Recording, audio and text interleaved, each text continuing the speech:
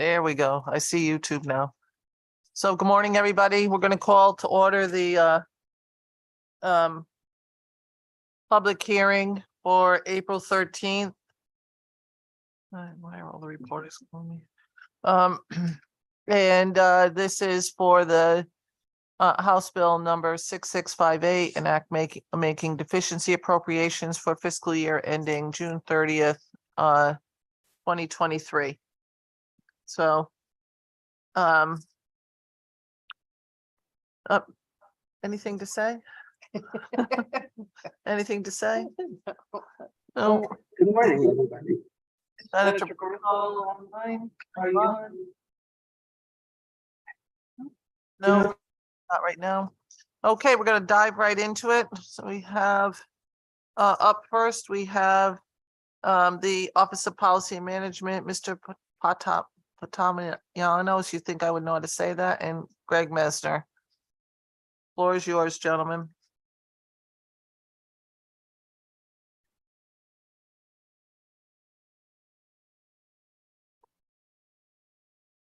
Senator Austin, Representative Walker, distinguished members of the Appropriations Committee. Thank you for the opportunity to offer testimony on House Bill 6658, an act making deficiency appropriations for the fiscal year ending June 30th, 2023. Secretary Beckham is chairing a meeting of the Municipal Accountability Review Board this morning and sends his regards. I'm Paul Potamianos, the Deputy Secretary of the Office of Policy and Management. I've submitted written testimony that I'm going to summarize here for you today. And I'll be followed by agency representatives who are going to be available to discuss their shortfalls in more detail. The bill before you today makes deficiency appropriations, which would address shortfalls for fiscal year 2023 as projected by OPM back in January of 2023. As you know, our office issues monthly expenditure forecasts. So the latest projections differ somewhat from the bill that was submitted with the governor's legislative proposals on February 8th. We'll be issuing updated spending estimates next week, again on May 20th. So there may be further refinement of deficiencies before the session concludes. Additionally, actions by the Finance Advisory Committee, which met last week, and I expect will meet again on May 4th, will impact which line items ultimately require deficiency appropriations. As in prior years, our office is prepared to work with the Appropriations Committee and the Office of Fiscal Analysis to adjust the deficiency bill to reflect the most updated figures. As written, the bill makes general fund appropriations totaling $13,445,000 and special transportation fund appropriations of $2 million for agencies with projected deficiencies for this fiscal year.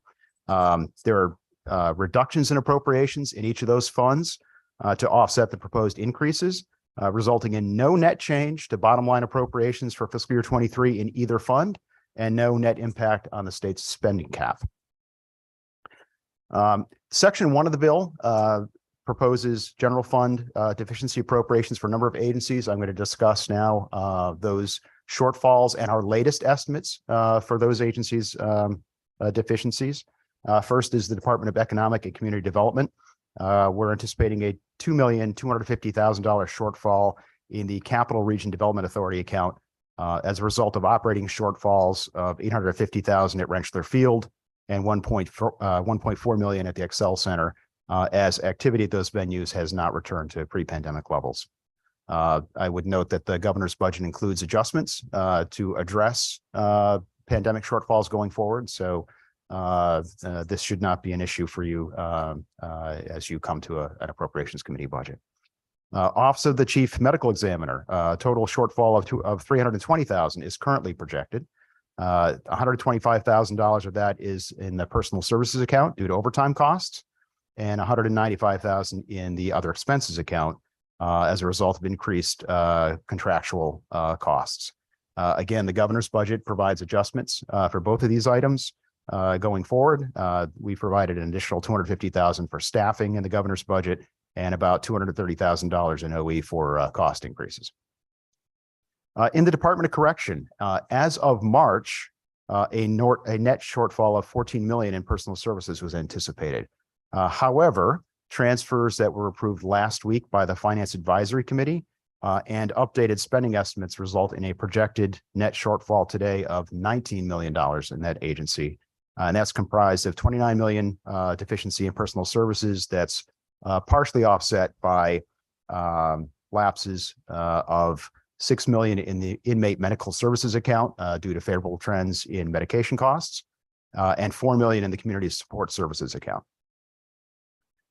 In the workers' compensation claims accounts administered by the Department of Administrative Services, we're anticipating a net deficiency of $900,000, at least as of March.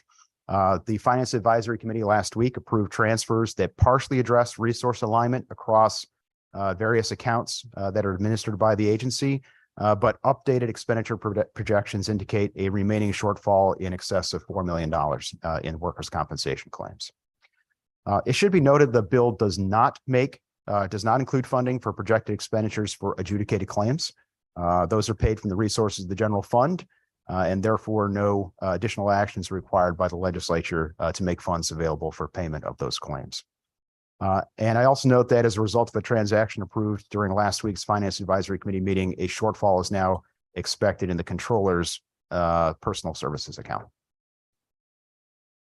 Section 2 of the bill makes de-appropriations to offset the deficiencies that are listed in Section 1 of the bill. So the de-appropriation of $13,445,000 from the Department of Social Services Medicaid account is being made. It maintains balance and cap compliance. The de-appropriation is possible primarily a result of the extension of the enhanced federal match for the Medicaid program during the pandemic, which has reduced the state's share of program expenditures. Section 3 of the bill makes a deficiency appropriation in the Special Transportation Fund. Section 4 makes the offsetting de-appropriation in the Transportation Fund. Our March projection for the Transportation Fund indicates a $5 million shortfall in the Department of Administrative Services Insurance and Risk Management Operations account, and that's a result of premium increases and anticipated settlement of several large claims.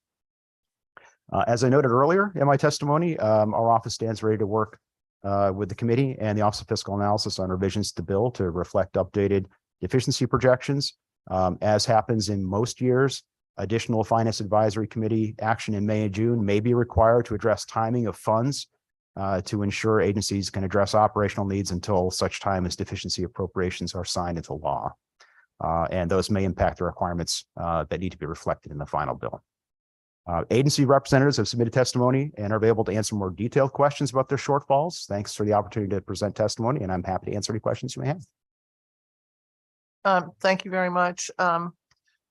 So I have a couple questions, and my first question is, you said that the governor's budget includes the CRDA and other expenses in it. When is it anticipated that these two, both the Excel Center and are going to return to pre-pandemic usage? I know that Mike Freeman from the Capital Region Development Authority is here to answer some more detailed questions. I think when we built the governor's budget, our anticipation is that the revenues that come into those venues would probably not return to pre-pandemic norms before the end of FY25. So probably sometime FY26 or thereafter. So you think it's going to take another couple of years? That was the thinking when the governor's budget was prepared. Yes. And relative to the Department of Corrections, you talked about a decrease in the need for or relative to the medical services and the cost of prescription drugs. But we know that all the work that Representative Walker has been doing relative to the Department of Corrections indicates that there's a significant need for both medical staffing and more medical usage, in particular because of the number of people that are incarcerated that are chronically mentally ill. Is there some way that we're dealing with that in this, or what are we doing here? This is noting the fact that there is they're not spending as much in inmate medical as had been budgeted in part.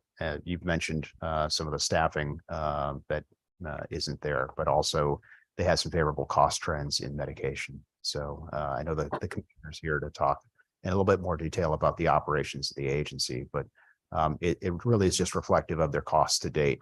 So they don't anticipate fully expending what is appropriated in that line item. Well, we'd appreciate hearing from the administration, what is their plan to significantly increase the number of staffing that we have in the Department of Correction to deal with the issue relative to chronic mental illness in the department. And you talked a little bit about the comptroller. That's not on our list here today. If you're referring to the adjudicated claims line item, no deficiency appropriation is required to address the needs there because those claims are paid from the resources of the general fund. Okay. And are there? Oh, any I'm other sorry. Were you questions? referring to the personal services? Yes, I am. Oh, okay.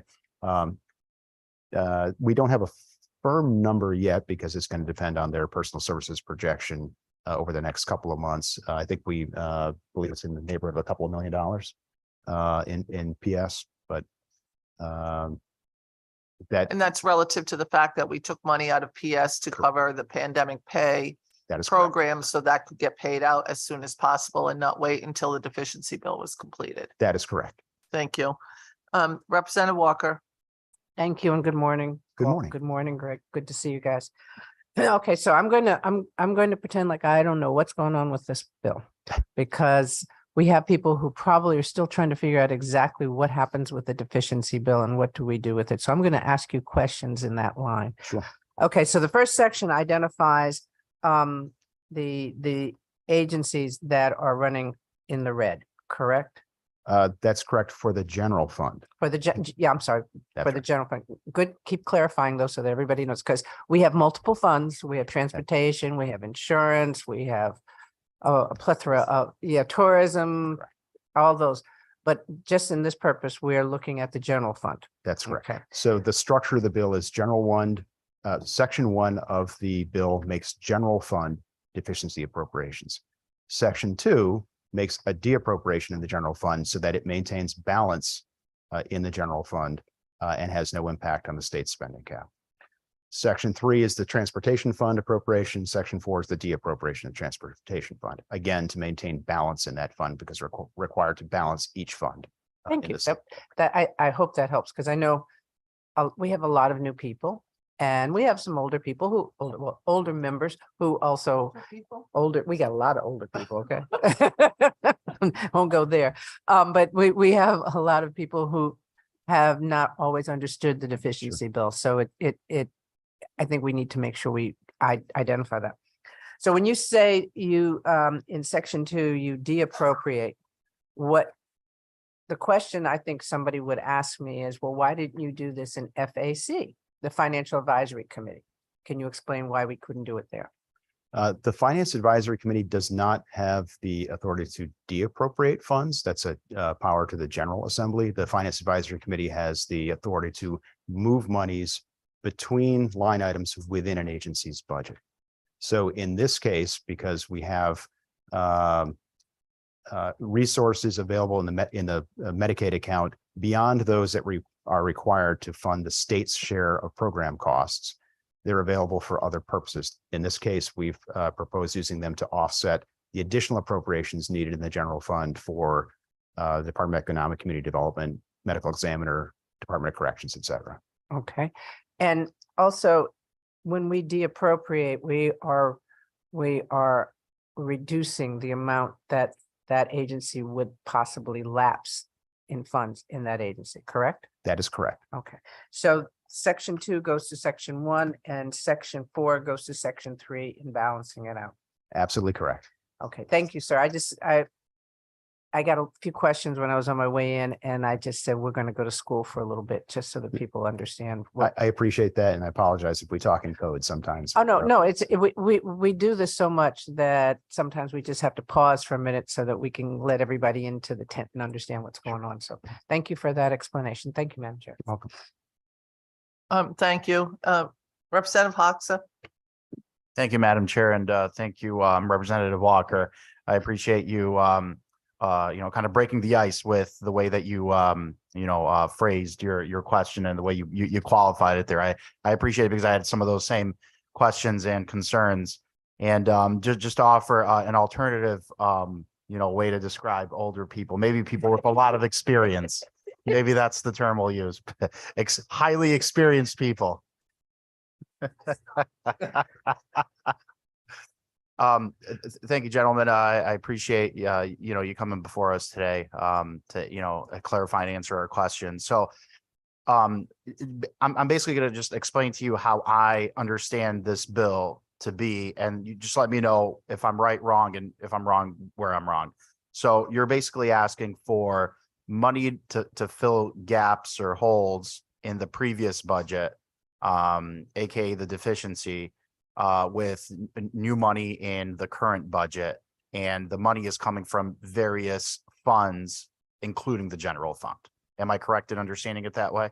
I think the one clarification I would make to your statement is that this is all within fiscal year 2023. So this is making adjustments within the FY 2023 budget. Some line items require additional funding because they are at a rate of expenditure that would exceed what the legislature has appropriated for them. And other areas are under expending. Again, this kind of ties to the discussion about the sections of the bill. In the case of Medicaid, we don't have as much need for state money to support the program because the federal government stepped in during the pandemic to provide an additional federal share of program costs. So that money is not the state money that was appropriated by the legislature does not need to be spent. So we're proposing to use that to fund the line items that are going to run beyond those appropriations made by the General Assembly in the current budget for FY23. I see. Thank you very much for that clarification. And just a quick follow-up through you, Madam Chair. And so what is your total ask? Our total ask, again, the bill as written reflected deficiencies that we were projecting back in January. Our most current estimate of general fund shortfalls is just over $50 million right now. 50. Okay. 50, correct.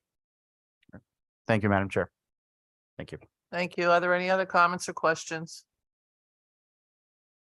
Representative Harrison. Thank you, Madam Chair. I'd like to expand on Madam Chair's question about the Excel Center. And you said it's going to get back to pre-pandemic levels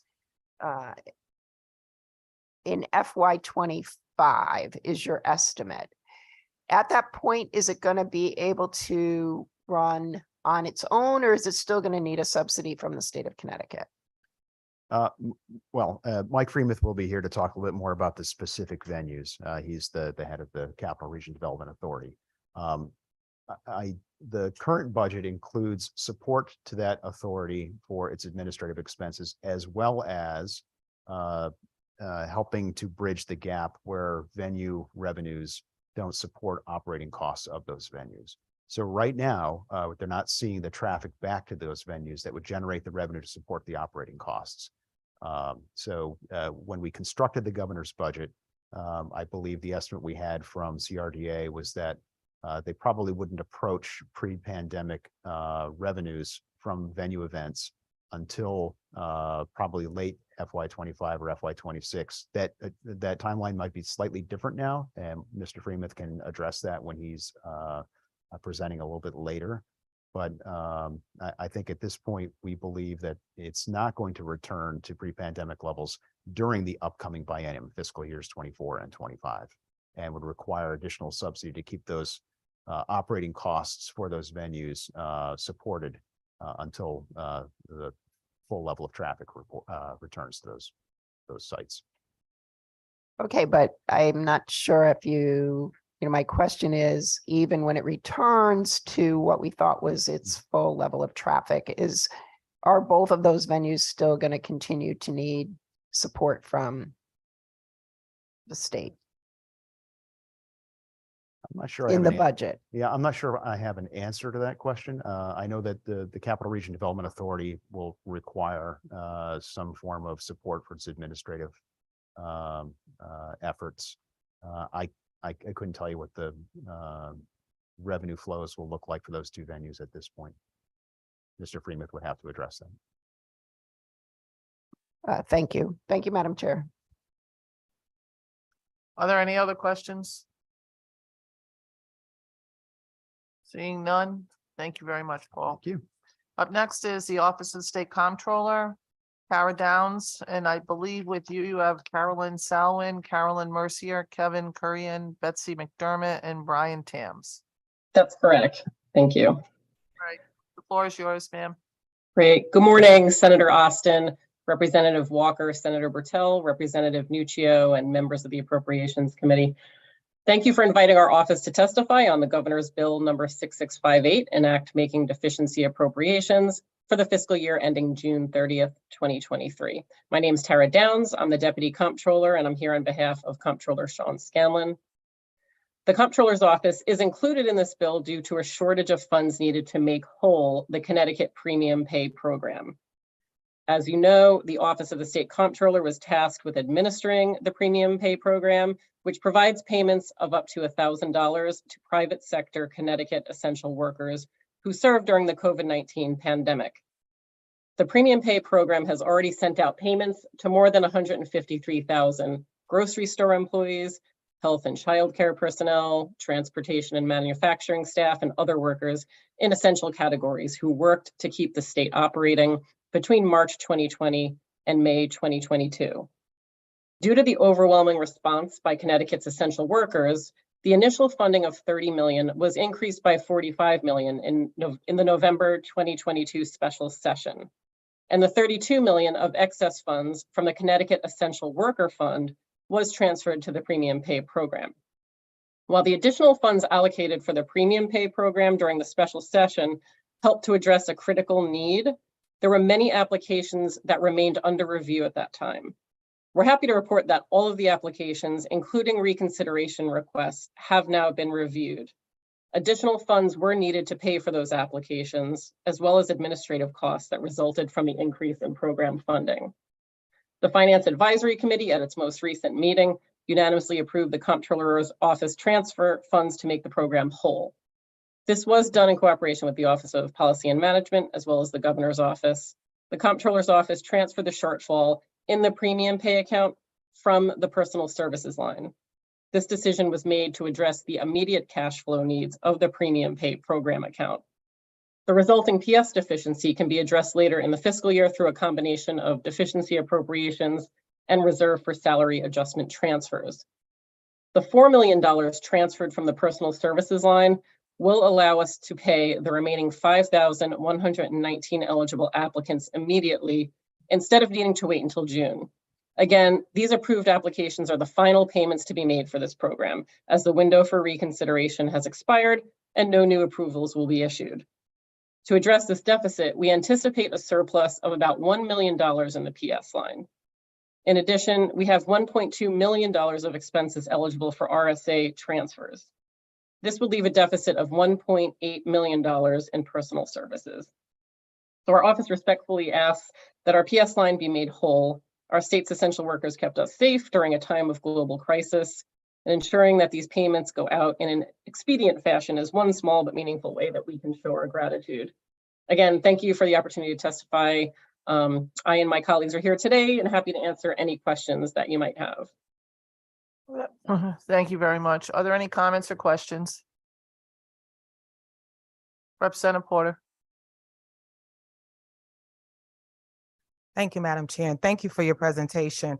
One quick question on the payments that are going out for the Premium Pay Program to essential workers. Can you tell me what the amount, are they going out in the amount that was designated, or has that amount been decreased? It was in the amount designated, and then at the FAC meeting last week, we had requested a transfer of another $4 million approximately, so that we could pay the remaining applications that are outstanding. Thank you. And I just want to make sure I got that right. When you're all done, you have a surplus of $1 million. Is that correct? A surplus in personal services?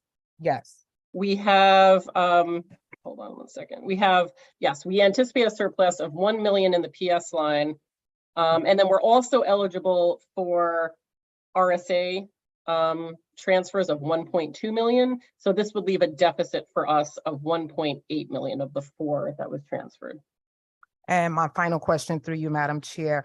I didn't get the exact amount, 5,000 and how many apps that have been approved or left to be paid? So the remaining that need to be paid, 5,119. And that's in addition to the 152,690 that were paid previously through both the premium pay and the Connecticut Essential Worker Relief Fund. Thank you so much. Thank you, Madam Chair. Thank you. Are there any other comments or questions? Seeing none.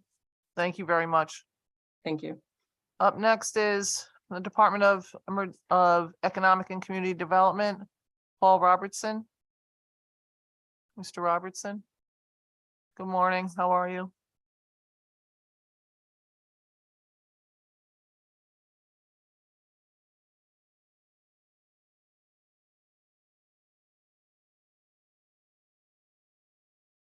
And I don't know the rest of your team that's with you. I do know Kyle, but as we all do.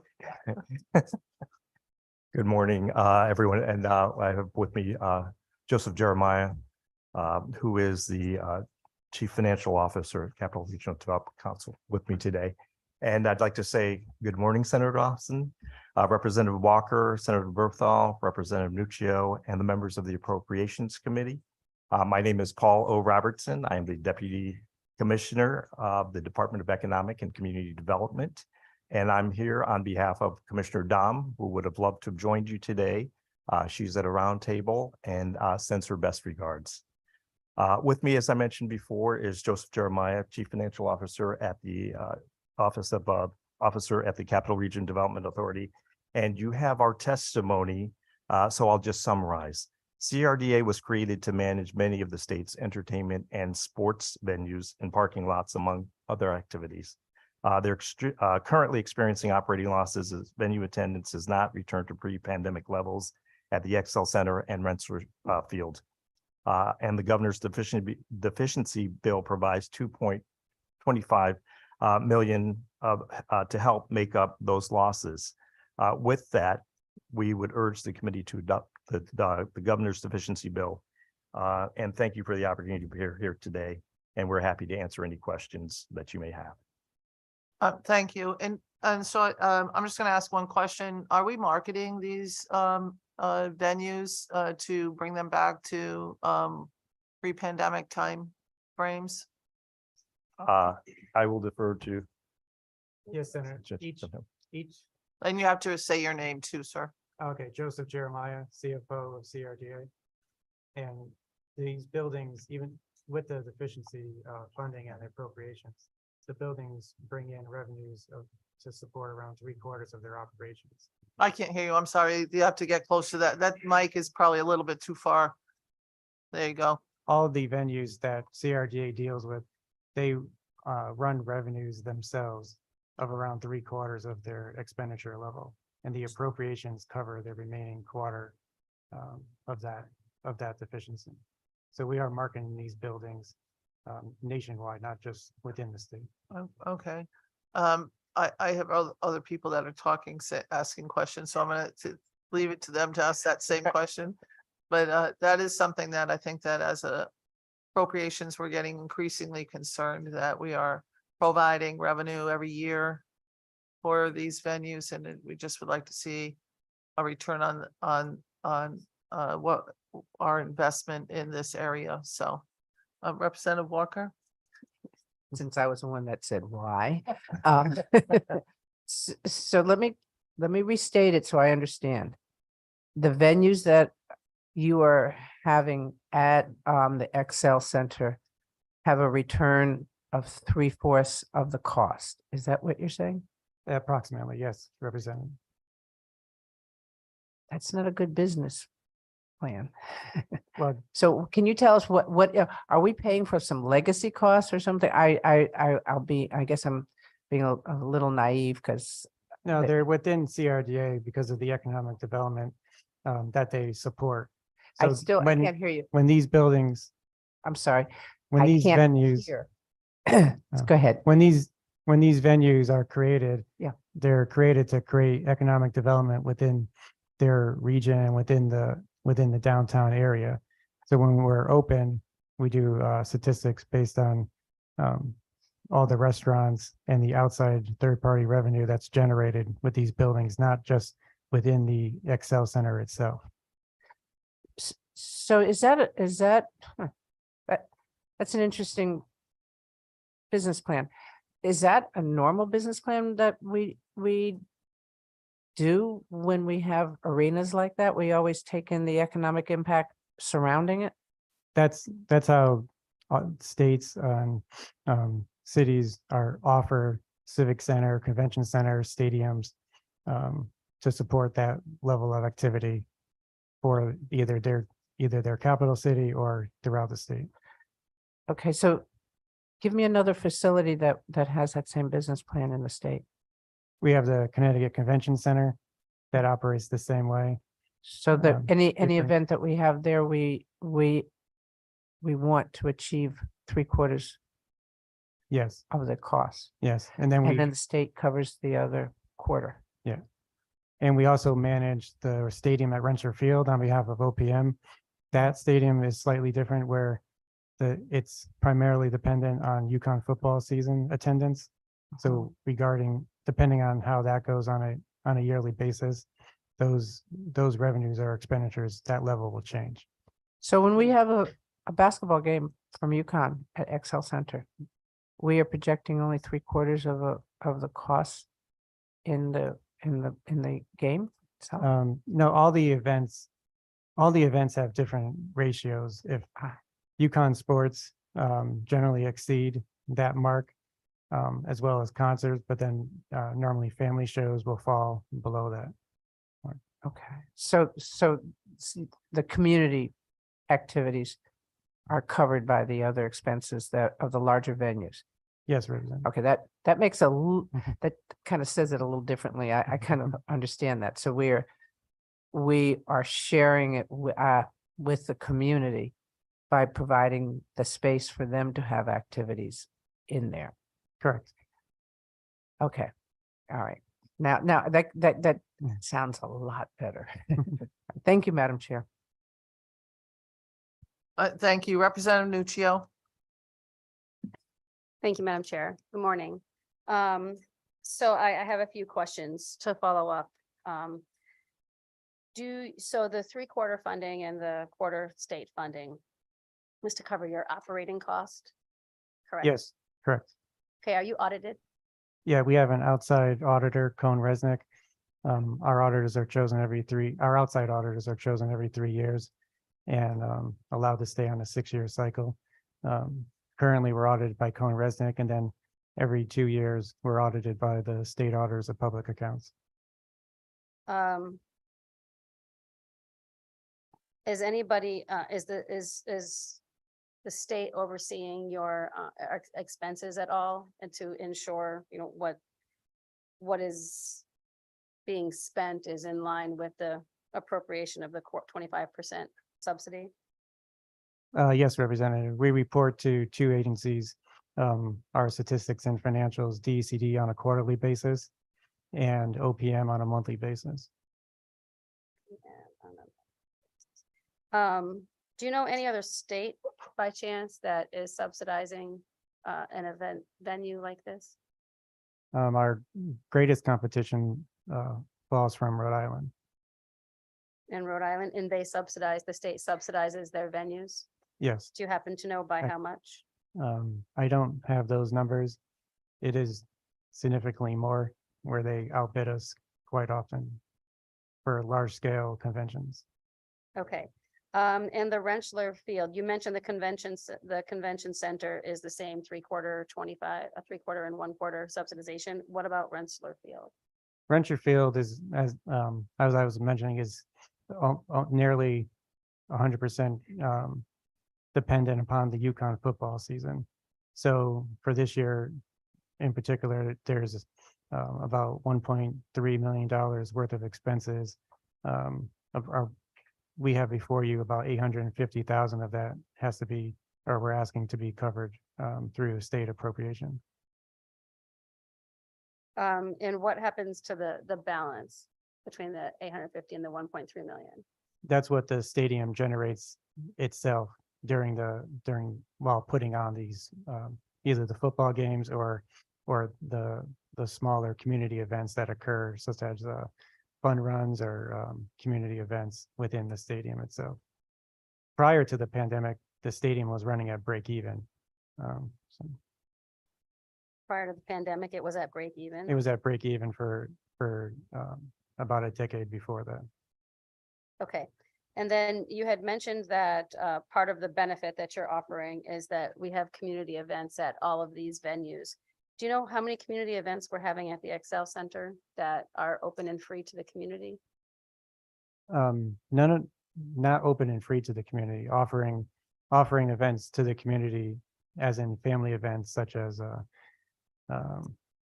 Monster Jam, Paw Patrol, Disney on Ice, events that the public, you still purchase a ticket, but we're offering that to, residents of the throughout the state to come and attend. Okay. I would argue that that's not really then, offering services to the community if they're, if it's still paid for. And especially if I'm thinking of the community being Hartford, where they're located in that. But and how long, can you tell me how long the subsidization has been going on by chance? The stadium is approximately 19 years old, I believe. We've been having state appropriation for the stadium for approximately 3 years now.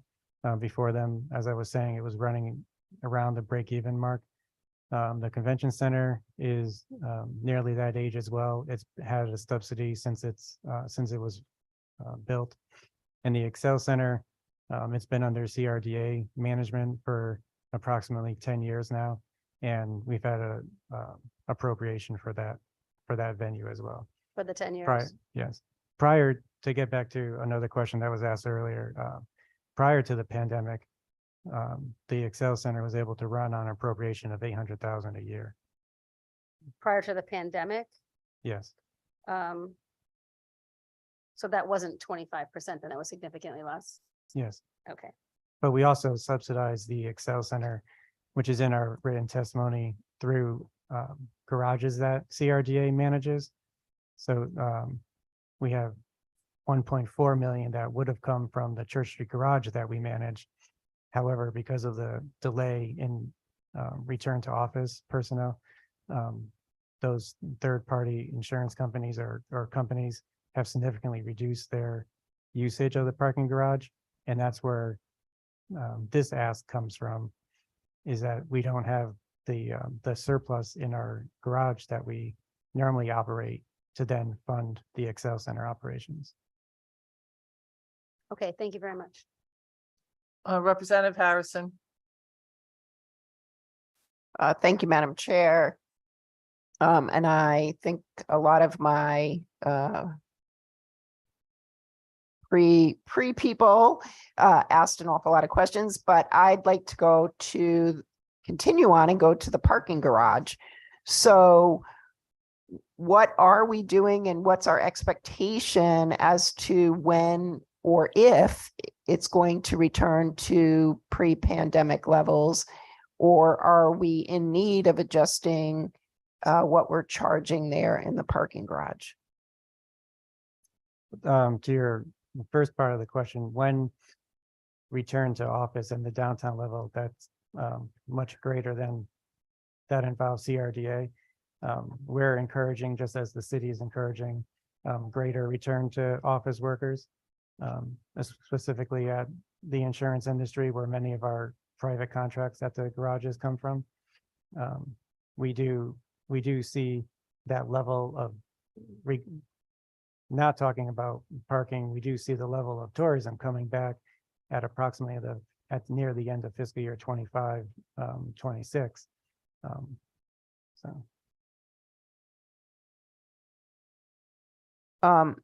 Are we charging in the parking garage for people who are going to events at the various, the Excel Center, Rensselaer, the places that use it, the convention center?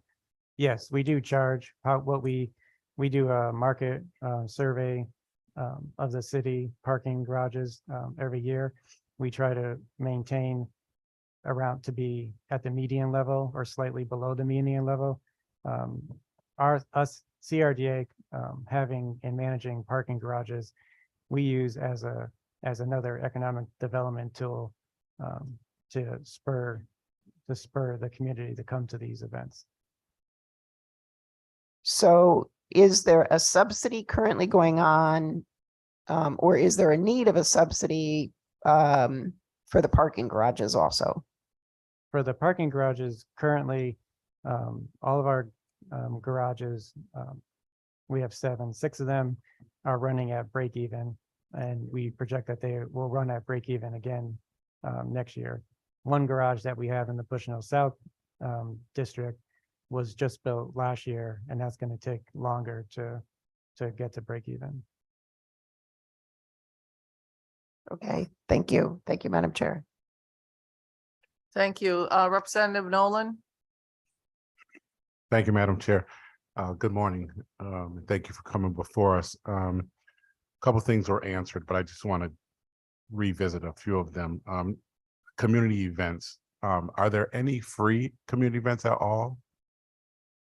We don't offer free community events. Sometimes in working with the city, there's ticket blocks that go to nonprofits, but that's on an event basis of when we have to work with promoters of the events to allow for that. Okay, so in the last 10 years, there's not been one community event that was free? No, there have been, but that's on an event basis, Okay, worked out by our venue managers with the promoters themselves. So. okay. And you talked about the decline in numbers. Could you state the number that we're at now in regards to the decline and what we were at prior to the pandemic, so we can know the difference of those numbers? Prior number of events, we were hosting around 120 events per year at the Excel Center specifically. Our budget for this year and for next year that we're going through right now projects us holding 80 to 90 events during those years. Okay, thank you. And you talked about the outbid process with Rhode Island, I believe it was? Yeah, we compete on a national level for conventions. Normally the convention promoters will go to a number of venues and conventions, and we compete against every state, but Rhode Island in particular is one of our toughest competitors. Knowing that it's one of our toughest competitors, so for the last 5 years, how have we changed the process for Connecticut to overcome that hurdle?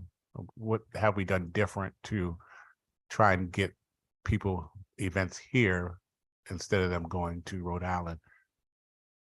Well, I would take the last 3 years, meaning as we've been dealing with the pandemic, the centers have seen a drastic cut to their attendance and levels. And also, unfortunately, the convention industry book these large events approximately 3 years out. And when they book them for generally a 2 to 3 year period. So all the events that were pre-booked during the pandemic, say 2 years, those contracts were then pushed out for 2 years. So all the events that we would be bidding on for fiscal year 25 and 26 have now been pushed out because they were going to be held at these venues during 21, 22.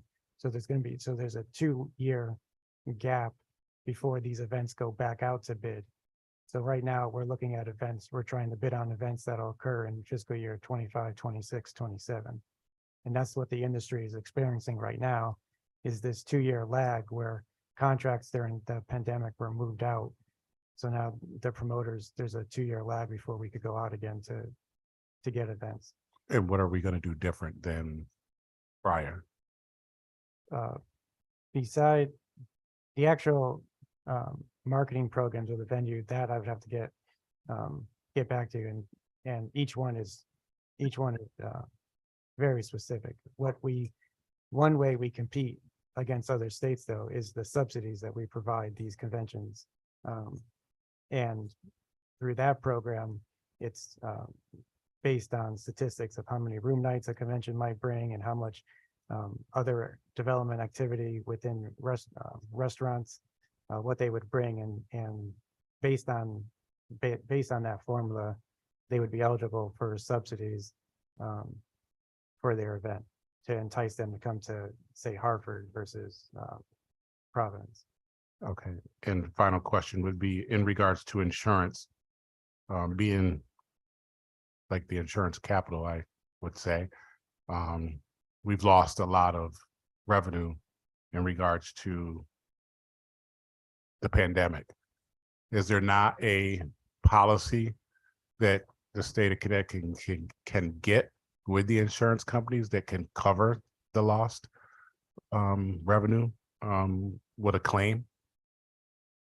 I'm not aware of any. Being a quasi state agency, we did obtain some ARPA and before that CRF monies on a federal level through DECD to get these venues through the pandemic. So so are you saying that it's not been attempted to find out if there is an insurance claim that or insurance policy that we could get to cover these pandemic type situations where we take such a big loss? I guess for that, I would introduce Tony Lazaro, our general counsel. He might have further information on that. Good morning. My name is Tony Lazaro. I'm the Deputy Director and General Counsel at CRDA. To answer your question, we have looked at this type of insurance before. There is a small market out there for this, but it covers events that you had booked and you lost.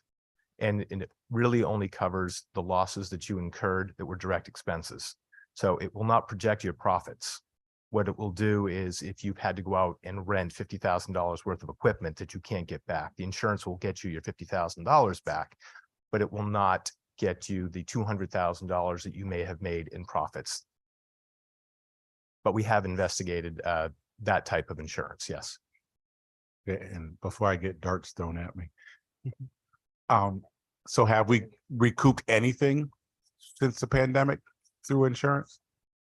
We didn't actually incur any damages. No, as Joe put it, these types of events usually occur so far out that we hadn't risked any state money on making expenditures for rentals and things of that such that far in advance. We saw it coming and we were able to preserve our funds. Thank you very much, sir. Thank you, Madam Chair. Thank you for that soliloquy that we just had, Representative Nolan. Well beyond the 2-question time. They flow. Nice try. Nice try. Representative Harris, the floor is yours, sir. Thank you, Madam Chair. Good morning. I don't know if there's a question left to ask, but I'm going to try. 2 quick questions, and I just want to pose these questions to you so I have a better understanding as to some of your inner workings and operational policies. So it's interesting to me for me to find out that, you know, the state is absorbing a lot of the cost in terms of what's going on at Rensselaer Field and also at the Excel Center. Are any of the operating costs absorbed by the local municipality there, where then in this case being the city of Hartford? The 2 cities where these venues are do not incur costs. Okay, so I have another question, which will be separate of that, so I won't even go into that. But the second question is, you know, obviously the allocation, which will help to fill the shortfall that you are experiencing, and then we're looking at a 2 to 3 year period of you all trying to break even and attract more people to come in. Are you confident that this allocation will be enough for the Capital Region Development Authority to handle in order to break even in waiting for these next 2 to 3 years in terms of events? Or do you feel like you'll have to come back for more before that 2 to 3 year period. No, the fiscal year 23 the deficiency appropriation that's on regarding this bill will get us to break even to these facilities for the current fiscal year. For fiscal year 24 and 25, through that budget appropriation, we did work with OPM to get an increase in the appropriation for those 2 fiscal years to run our venues at break even during those years. So we would not expect to come back for deficiency during 24, 25. After 25 is, the tourism industry in total in DC would probably know more, but right now it's projected to come back to the pre-19 levels somewhere around the 25, 26 timeframe. And just one more question and then I'll stop. Rhode Island, I know that we've talked about that as being a contrasting partner in terms of some of the work that we're doing, obviously, here within our state. Are they also experiencing the same shortfalls, or are they following the same model as well, which is where they're looking 2 to 3 years out, if that be the case? That's nationwide for all convention centers and arenas. And I totally agree with that. I'm just asking because nationwide, not every state government is taking on the cost for some of these centers. So that's why I wanted to compare it to the Rhode Island, just so that we had a better contrast in comparison. But I do appreciate your answer. Thank you, Madam Chair. Thank you. Representative Kennedy, the floor is yours, ma'am. Thank you, Madam Chair. And I have 2 questions because they've changed a couple of times. Thank you, Rep. Harris. You asked some of my questions, but to Mr. Jeremiah, I just want to make sure I've heard you clearly. The convention center is about 18 years old, you said, and it's been subsidized all the years it's been in existence, it's been operating. Is that what you said earlier? That's correct. Okay. The appropriation has gone down significantly when it from first was created, but it has obtained appropriation funds for every year. So following up on what Representative Parrish just asked, and then you had indicated that fiscal year 24-25, you don't expect deficiencies.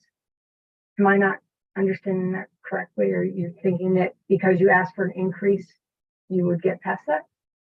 Right. We don't expect the increased efficiency because we have dealt with those projections in the 24-25 budget.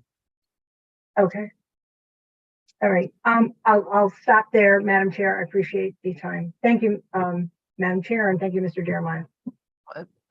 Thank you very much, Representative Kennedy. If you have another question, you can always come back. Representative DiCaprio. Thank you, Madam Chair, and thank you all for coming for us today. Just a quick question on our center in Hartford. Do we know how many events are scheduled for this calendar year looking out? Can someone share about that? On a fiscal year, where we generally deal with, for this current year, we should fall around the 75 event marker level.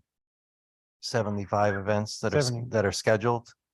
No, Yes. I'm asking what are the commitments right now? Basically, who's committed?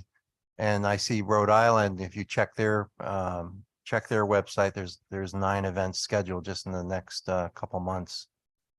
So I just was curious if you had any information on that. No, I mean, month to month, it does change. During the September to February months, there are significantly more events than the rest of the months, because that's when all of our sports seasons are occurring, whether it's basketball or the hockeys that come downtown. And then during the summer months is generally fewer events, because the events, concerts, or community events that generally occur outside. So our indoor venues normally have fewer events in the summer months. Okay. Thank you, Madam Chair. Thank you. Representative Chaleski. Thank you, Madam Chair. I'll be very brief. You talked about competition among our neighboring states, but do you find competition within the state as well as with venues such as Foxwoods and Mohegan Sun? We're constantly bidding with the two casinos. And as quite often they have a model where they could make these events that we're bidding on as a loss leader, because they have projections of attendance and how they'll gain revenue from that attendance outside of the events, where in our building, we only could bid on the actual event activity. So we do have considerable competition with the casinos. Thank you, Madam Chair. Thank you, Representative Osborne. Thank you, Madam Chair. And good morning. Thank you for being here. I was wondering, one of the benefits is not of these facilities is not just to provide community events inside, but it's also the economic development that is presumed to occur outside the convention center in the region in which it's located, or the convention center or the Excel Center or the Rangel Field. Do we have any information on what that economic development was, or what that economic impact was to the region before the pandemic and during the pandemic itself? Yeah, yes, Representative. When we file our annual report with the state, we provide statistics on number of events and dollars, first dollars from the basis of taxes that are generated for the state with these events, and then in terms of the overall economic development, we use a model that DECD created to show the economic development for the entire region. That takes into account when the attendance eats at a local restaurant or stays overnight. So can you share with us what that was? I don't have that information with me, but Is it in a report somewhere that, it's within all of our annual reports. and can those be provided to us? Sure, yeah. no Great, that'd be problem. great. Yeah. And through you, Madam Chair, just one follow-up. And although that these municipalities aren't contributing to the actual cost of the facilities, the fact is that these facilities are not paying property taxes in those regions. Is that correct? Correct. Okay, thank you very much. Thank you, Madam Chair. Thank you. Representative Harrison for the second time. Thank you, Madam Chair. I think that Representative Osborne kind of dug into where I was going to go, which was, do we have, I can understand that the 25% subsidy is based on the fact that we're looking to bring sales tax revenue into the state to cover that, and looking for some report that would show us that that's indeed happening. So thank you, Representative Osborne. And if you could share that report with all of us, that'd be great. And if you could also share with us some of those, I would say back for, the last couple of years, your audit reports. I think we would all sure appreciate that. So thank you, Madam Chair. And relative, And then just for, so, on our website, all of our annual reports and our audit reports are out there since CRDA was created. And these statistics are in those reports. But I could definitely provide links to that site and that'll show you the reports going back to 2012. Thank you. Appreciate that. So Kyle, if you could just send the links to Susan Keene and she'll send them out to the committee at large. And I have one last question relative to the sports book. My understanding is that you are building a significantly large sports book at the Excel Center. Is that accurate? That's accurate. Right now, we're still working with the Connecticut Lottery on the third-party vendor who will actually operate the day-to-day work of that, but we are currently building out that site within the Excel Center. So we passed the gaming bill 2 years ago now, getting closer and closer to 3.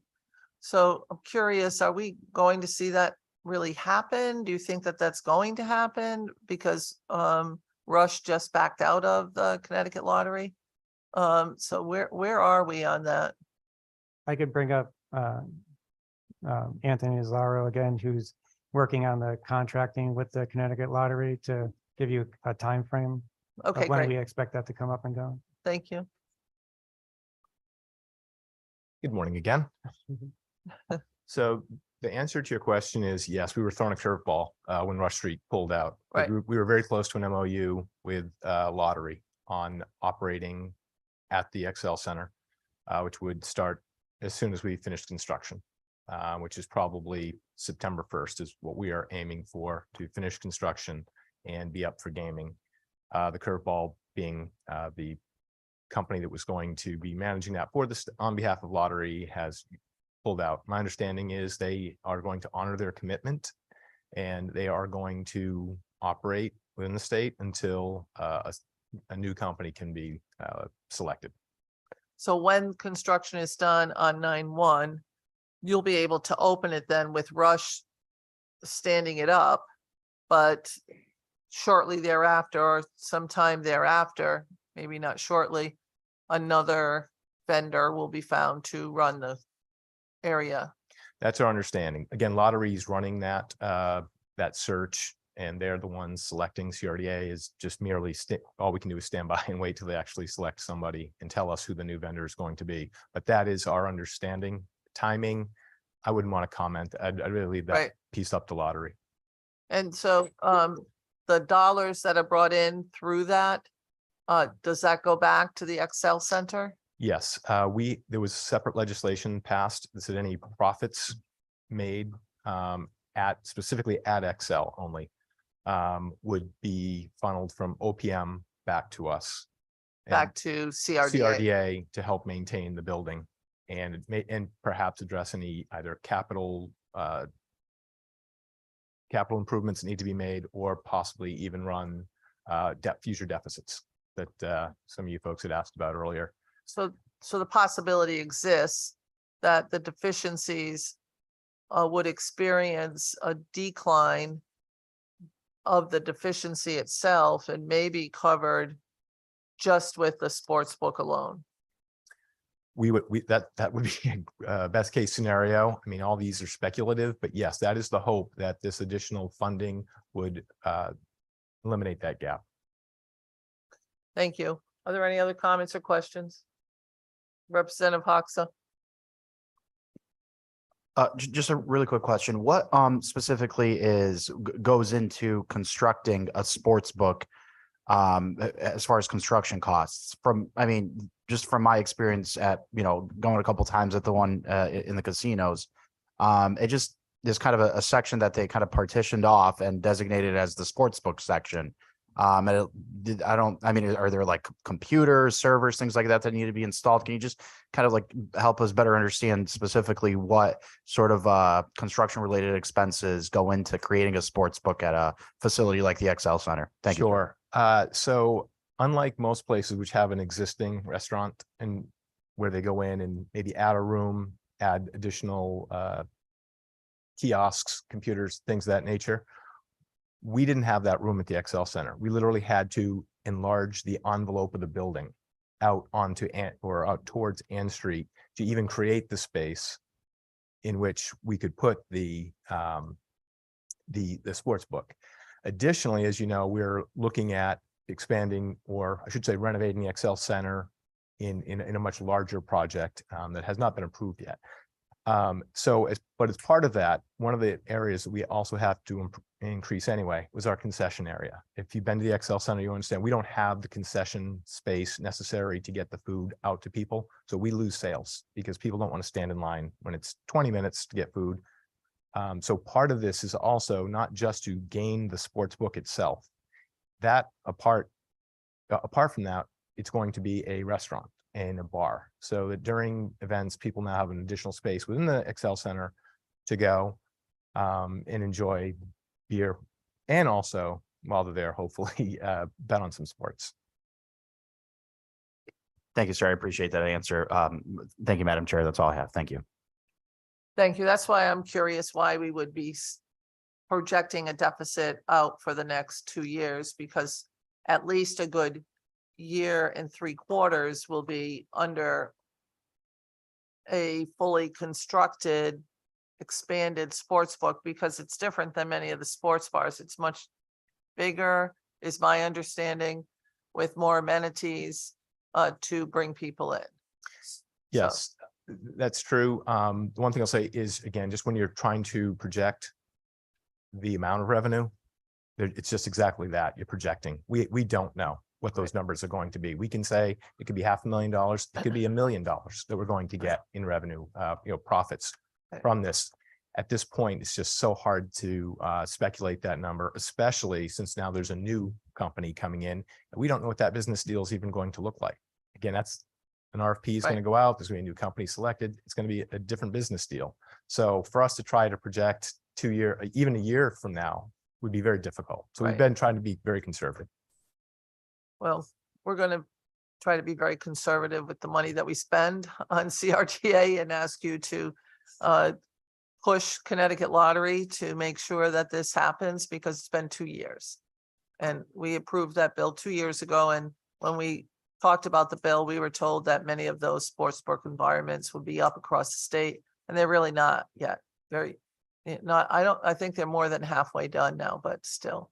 I know that the people in Hartford would appreciate having that sportsbook environment opened up. So I recognize it's not all on CRDA, but I recognize also that it's something that we would like to see happen, because we passed the bill in order to provide that. We want to see it happen. We don't want to keep putting money that we could put into other programs into an environment that we think should be at a minimum on the break-even point. Thank you. Thank you, Deputy Commissioner. We appreciate it. And Kyle, you'll send that information over to Susan. Thank you. Up next is the Chief Medical Examiner, Mr. Gill, Dr. Gill, and Lincoln Gordon. I don't think we'll have as many questions for you, sir. You can come up. Great. Can you hear me okay? Yep, we see you too. Go All right, ahead. great. So my name is Jim Gill. I'm the Chief Medical Examiner, and Dwayne Gordon is with me. He's my head administrator. We're projecting a little over $300,000 deficiency. I believe you have my testimony and the summary of our work totals and our budget projections. Approximately $125,000 is in personal services related to payouts for employees separating and retiring, and then other expenses included a new fee for staffing for 24/7 security. We never had any security for the building, so that was recommended that we do that, and so that was not in our original budget. I'm happy to take any questions. I just have one question, sir. This is relative to overtime primarily. Can you do you have a requirement once you receive the remains of someone, a certain timeline when you have to be done with the report back? There are professional standards for reports being a certain number of reports being completed within 60 days and 90 days.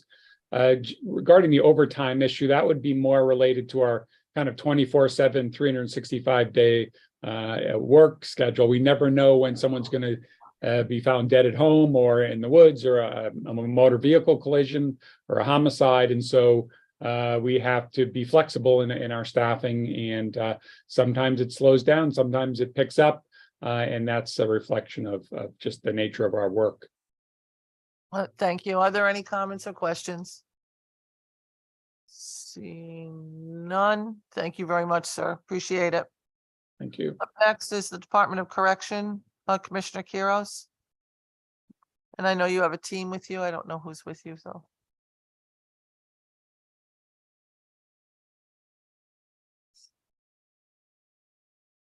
Floor is yours, sir. Morning. Morning. Morning, Senator Austin, Representative Walker, and distinguished committee members. My name is Angel Quiros, Commissioner of the Department of Correction. With me today on my right is our Chief Financial Officer, Michael Regan, and to my left is the Chief Overseeing our Medical Service, Dr. Bob Richardson. I'm here today on the projection of a $29 million deficit for the Department of Correction and the Personnel Services. Last week, the Finance Advisory Committee approved to move $14 million from the personal service, $1 million from BOPP into our other OE account. And that brought our PS now to $29 million. There's several reasons for that deficiency. The first one is the closure of the third facility was projected to be a larger facility at a $22 million cost savings. We were not able to do that. We closed a smaller facility and that generated $6.5 million in savings. In addition, there's higher costs when it comes to the electrical services. Natural gas has increased. The food has increased by 9.5%. The electricity has increased by 12.9%, and pipe gas has increased by 14%. With that, I urge the committee to support the bill in front of you and ready to answer any questions that you may have. Thank you very much. And I just wanted to commend you on the report that you did relative to the need of increased medical and mental health staff. I thought that was an excellent, well put out and clearly defined what you need to address some of the issues you have relative to medical and mental health, and in particular because UConn is not necessarily your partner on that. You're handling all those costs yourself. So I just wanted to say that I don't think we'd had a chance to talk about that very detailed report that came out. I think it was important. And Thank you, but I'd like to recognize my chief, Dr. Bob Richardson and his staff that worked on that report for a 6-month period during the summer, and it came in front of me like 3 different times to make adjustments so that when we submitted a report, it was a very thorough report of exactly what we were going to need. yeah, and I don't think that we'll be able to address all of that report this year, but I do think that it gives us an outline of where we should be heading relative to the necessary services for your department. So I just wanted to say thank you and recognize that I've read through that report a couple of times, and so has my colleague, Representative Walker, and we've sent it back and forth to each other on different times to talk about it. So we really have taken it under consideration and on where we are. So we do think it's important. I don't think we address much of what's in that this year, but I do know it's something that we are planning to look at over the next year or two to make sure that we start bringing in the services that we think that you need to efficiently run the department. Do you have any plans to close any other facilities this year? There are no plans to close any other correctional facilities. And have you sold off, or do you know if the administration is considering selling off some of the properties that you have closed? To my knowledge, there's no conversations about selling property. The majority of, for example, JB Gates, you're going to have to enter into a correctional facility unless you go through the opposite side to get to JB Gates. So that'll have to be sealed off. Northern, with that property, Northern, we will never be able to do anything with that property because you got Osborne. And there's just no other entries unless they create a different entry away from the Osborne Correctional Facility. In the Willard-Cybulski area? The Willard-Cybulski area, that just closed this year in April. The way we do our closing, I'm waiting. It is going to be key term ready for a year in case something happens that we need to use that facility. And then we'll take it offline. The one that we took offline this year too was the Rogowski building after we waited for a year and we were sure that we can take that offline.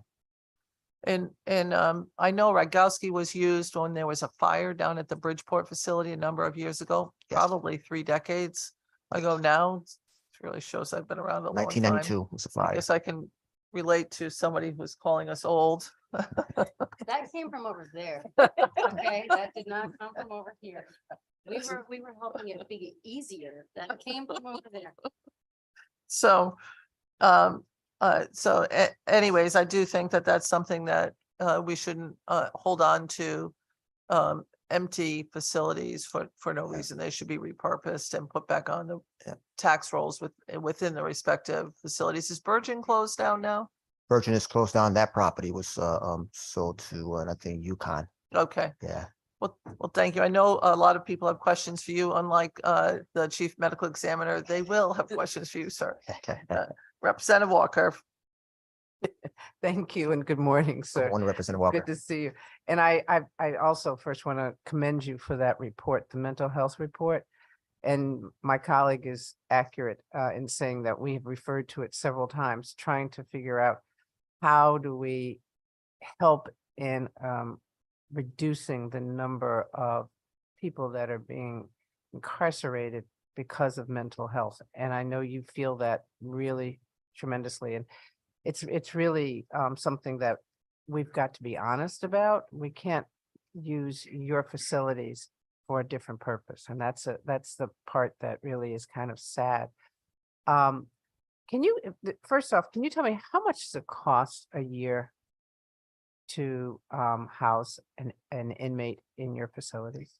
Current cost is $90,000, $90,000 the average. average. I think people need to hear that, because then we start to think about it and we say, are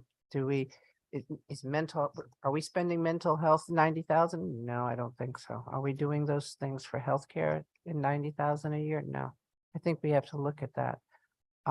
One, because we have to be more careful about how we apply certain restrictions to people. Going into the next year, medical issues are huge. Do you have currently any lawsuits that are active or being pursued because of medical coverage that was negligent in your facilities? Yes, we do. These are lawsuits that are pending from many years ago. Some go back 5-6 years ago. That are still in the settlement agreement with the AG's office and my legal team. Okay. Do we have any pending? Yes, We have some still pending. we still have some pending, absolutely. Yeah, and I think that, sometimes we need to look at it if we have to, but from a business model and look at what are we doing here in not providing you with services so that you can adequately cover people's needs because they're in our custody. And I think that's really important. So you said your deficit for this year was, well, it says here in the letter, 14 million, but you said your deficit is 29 million in personnel services?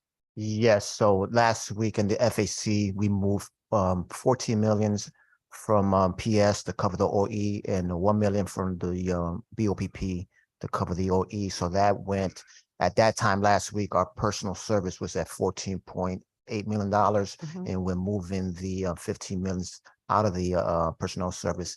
It came back up to $29 million total. One of them that was identified was community services. $4 million was being was being used to address that deficit. What will that $4 million reflect in community services in reduction?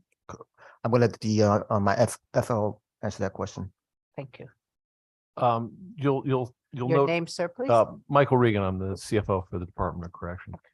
You'll see in the commissioner's testimony and it was referenced in OPM's testimony that we have a projected $29 million deficit in personal services.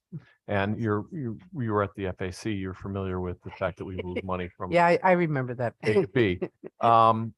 We have potential surpluses in inmate medical services of about $6 million and potential surplus in community sports services of about $4 million. The $4 million represents an excess of funds that we received for the COLAs. There was a COLA adjustment, and it's done based on a formula through the Office of Policy and Management, and it's not an exact science, and it depends on what contracts you have, what contracts have expired, and what the actual need is in the field. And we had received more than we needed based on the contracts that we had in place. Additionally, we had some carry forward funds from the previous year that came over in this budget year. The problem we have with that is because it's a one-time infusion of cash, they can only be used for one-time expenditures. So you would not enter in multi-year contracts using those funds. We've worked very closely with our providers to wherever possible to provide them with the funding to do some one-time expenditures, but there are limitations to what you can and can't do with those funds. So when you said that you have a lapse of 4 million in community services, are we, okay, first off, we are not detaining any inmates in our facility right now because of the fact that we don't have a place to place them. when We it don't, comes- as a matter of fact, our waiting list for our halfway house is close to zero.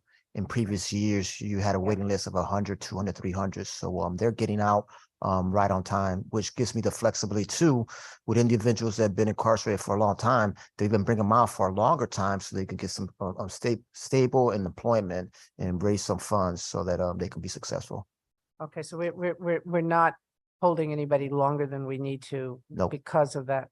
And then the other one was support services. Can you give me an example of what support services is? The community and support services is basically our halfway houses. That's the money that's all- that, yeah, that line item goes to that and some other outside programming that happens. Okay, and what about mental health and addiction services?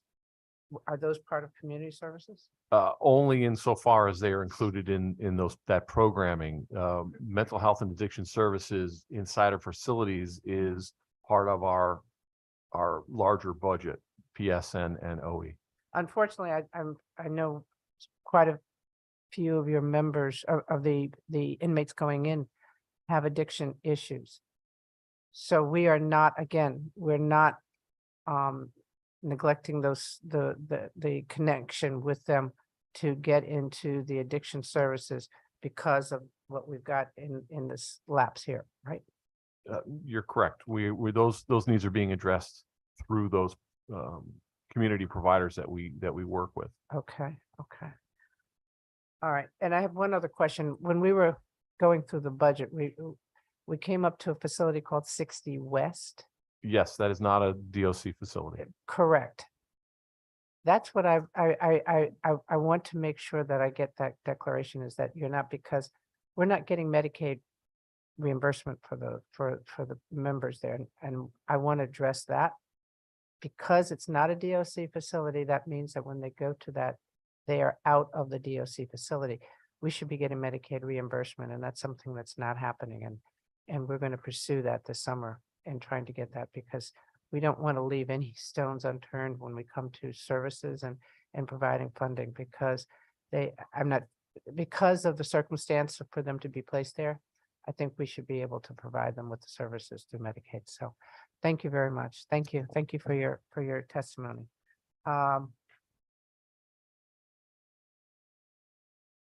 Fonsello? Yes, sir. Thank you, Madam Chair. We see in front of us here that you're looking for $11 million. What percentage is that of your original budget? We're looking for, I'm not sure where the 11 million is coming from, but 11 million from our budget is about $660 million a year. Okay. So I would say it's about a little over 10%. Okay. But again, your deficit, just to follow up, is almost 3 times that. So I'm just looking to see how much we were off from the original projections. Our deficit, our current deficit right now is the net of the 29 million deficiency in personal services, offset by $10 million in identified potential surpluses. So the actual deficit would be $19 million. The deficiency bill before you is asking for $14 million for the department. We believe that there is a path to the remaining 5 million through working with OPM on the use of RSA for various items that are eligible for that. Okay, just one more question, if I may. I understand that it says here personal services, not personnel. But is any of this money being allocated for people to work there? Additional? That's just the title of that line item. It's called personal services, but it is for personnel. It is all of our labor costs. So that would be salaries, overtime, and any other sundry items that are associated with the labor costs of an agency. So correctional officers and Yes. admin people, all of that? Yes. Okay, thank you. All set, sir? Yes. Thank you. Up next is Representative Hoxa.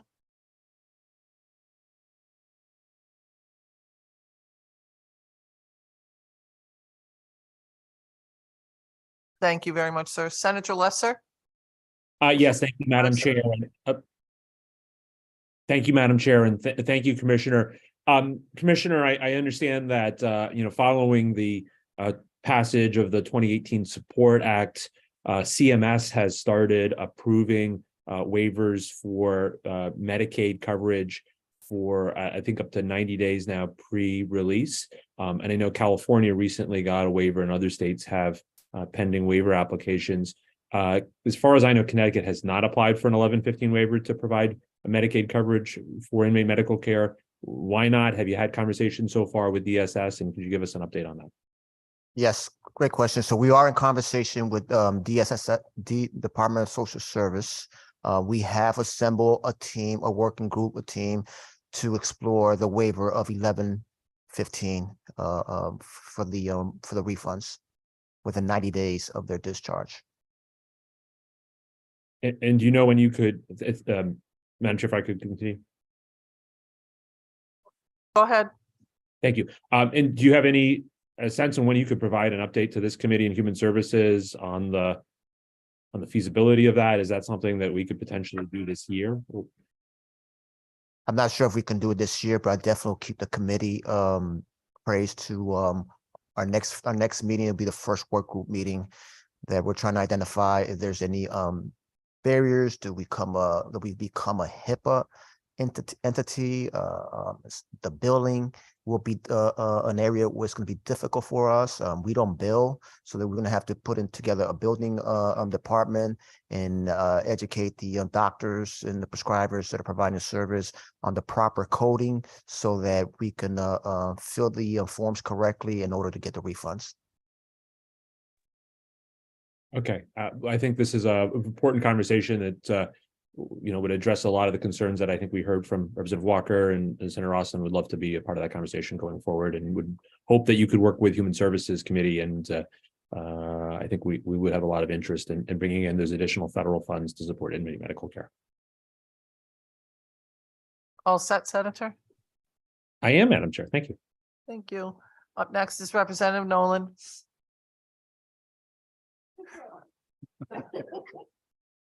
Thank you, Madam Chair. Good afternoon, gentlemen. Thank you for coming for us again. Curious. I'm just letting you know, Representative Nolan, and that's the same thing I used to hear from correctional officers when I was a supervisor, that I expected them to follow the rules. I just want everybody to recognize how I'm treated.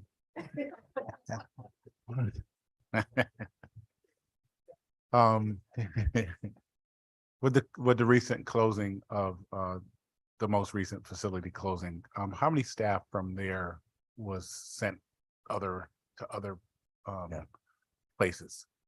So total staffing was 115 staff member. The majority, I want to say 85, filled in some vacancies. The majority right at the Cyborski building, Carl Robinson, Osborne. I believe it was 31 staff members that were transferred out of there to other working areas. It could be McDougall received some, Hartford Correctional Center received some, Cheshire received some even went out. The near staff that were living in the Waterbury area transferred to Cheshire, some transferred to Bridgeport. So how many positions closed the gap for you? The positions were not closed because those 115 assumed vacancies that we have, so it decreased our vacancy numbers. Okay, And as far as your, I mean, obviously you heard how much health services and healthcare are important. Could you tell me the efforts that your efforts in regards to recruitment for health services and what you've where you hired and how many you still have to hire and what we're doing to market that? Yes. So we're probably, when it comes to health service unit, probably about 125 vacancy. We're heavily recruiting. Dr. Richardson, who's on my left yesterday, during the evening at the academy, we held an event for LPNs. We had approximately about 63 showed up for 17 vacancy positions that we have.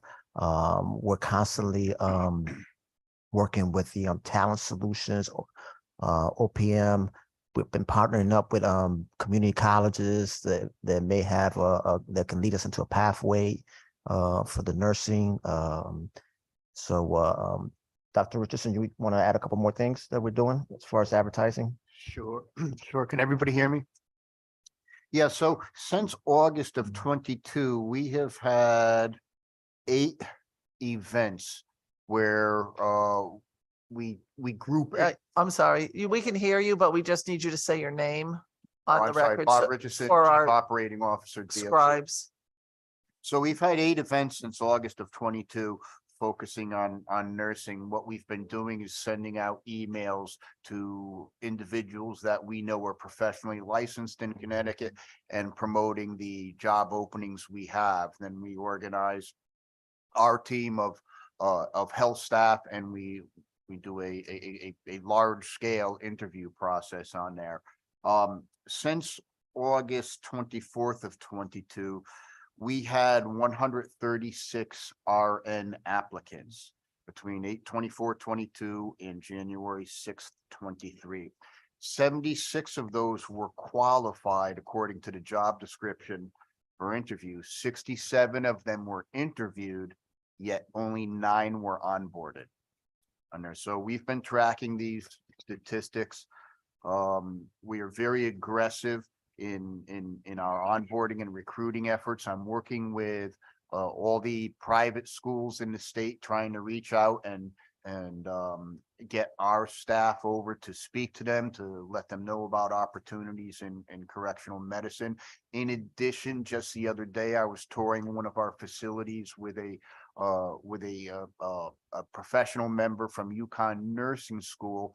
And what we're doing is developing some instructors that will actually be embedded right within our correctional health service units to bring students on and give them that clinical opportunity, as well as familiarize them with correctional medicine with the hopes that in the future they will consider DOC as a career solution.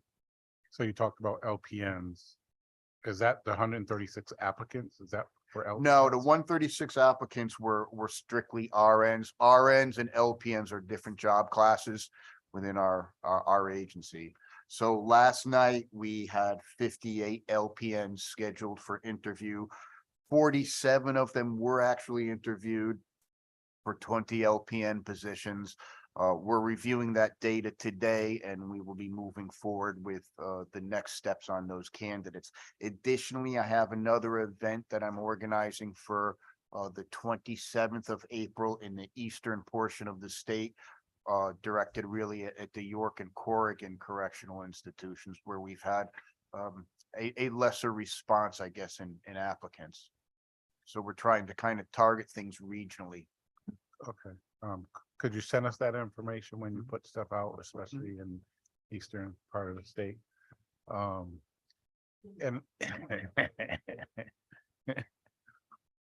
I'm was it? That was one. That was one. It's not one. Go It ahead, was- sir. That we say is that we're soliloquy is one whole I'm gonna rest there and I'm gonna just have to call. I'm just gonna have to call the staff because, I'm just taking so much today. All right, thank you. Thank you. I also am from Eastern Connecticut. Representative Harrison, the floor is yours. Thank you, Madam Chair. So when we look at this deficiency bill and what you need, an awful lot of it comes from personal services. So can you just speak to us about a lot of it, as you said, is overtime, sick time, and we understand all of that. But I also, listen to the good doctor and, trying to hire and recruit. And my question is to get to what are the vacancies, what's going on with recruiting, and when you have that kind of a big, large number, how much of it are we talking about is also burnout of your current employees? I'm gonna let the CFO address the structural deficit, but then I'm gonna come back and talk about the overtime so that we have a clear idea of what generates our overtime. Well, the largest driver in our deficiency this year is the fact that we, as part of the biennium budget that we're currently in, we were required to close 3 facilities. We closed the first 2 on schedule as was planned. The third facility did not close until April 1st. And it was also not the original facility that was identified for closure. It was a much smaller facility. So the deficit that you're seeing is largely driven by the fact that those savings were already built into the budget. They were already taken off the top. Had we closed the original facility on time, we would have a much smaller issue before us right now. Now, as far as the overtime, understand too that 2022 for Department of Correction was the toughest year when it came to COVID with our staff. 65% of our staff were out at some point during the year recovering from COVID, anywhere from 7 to 10 days. The way we were staffed, anytime there's an absence, regardless of the reason, it's going to be overtime. So if there's an emergency medical trip based on an injury that an individual under my care of sustained, that is 2 officers that I'm sending out into the community. When on vacation, the 40 hours mandated training that by contract that the correctional staff receive, that is all covered with overtime. Inmate service, we took over 10,000 trips into the hospital for follow-up appointments with specialists in the year 2022. So doing the quick math, 10,000 trips, that's about 20,000 officers on overtime that I'm going to need. The way our agency is, our facility staff, you have enough staff there to assume post. Any absence for regardless of reason is going to generate overtime. So I guess as a little bit of a follow-up, we understand overtime and some of it can be predicted and some of it can't be predicted. And there's always sort of a delta of where you hire more people because it's cheaper to do that than it is to incur that cost of overtime. So was 22 strictly very unusual in your estimation, or are we looking sort of at it as an adjustment in staffing? So 2022 was a little bit unusual. Right now, currently, I'm at 91% with correctional officer staffing filled. I got an academy class that's going now right now with 75 correctional officers.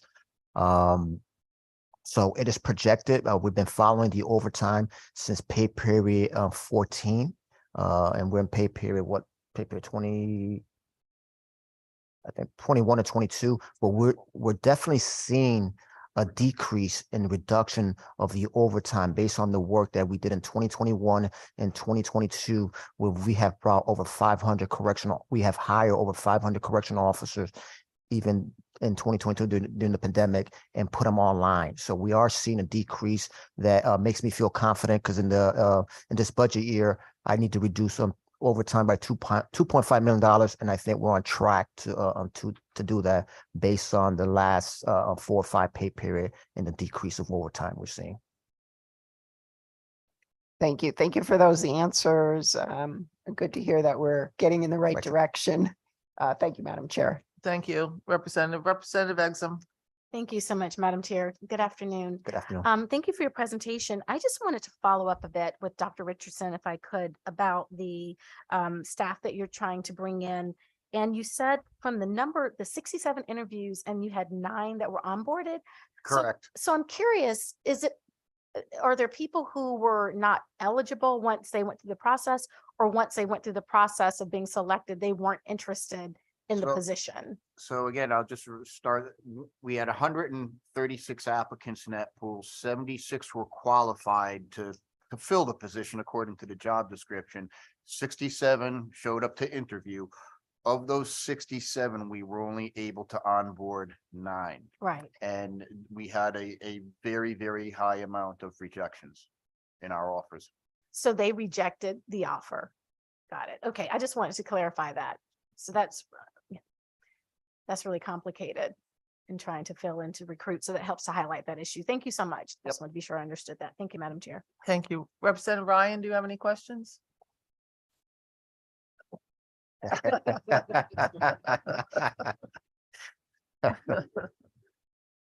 Representative Nolan, do you have any questions for the second time, sir? Thank you. Representative Porter.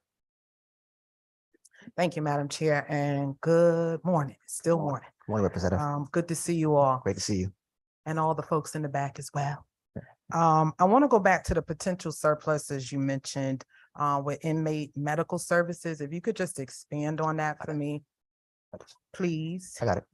So the surplus in inmate medical services has to do with the HVC medication and the pharmacy costs.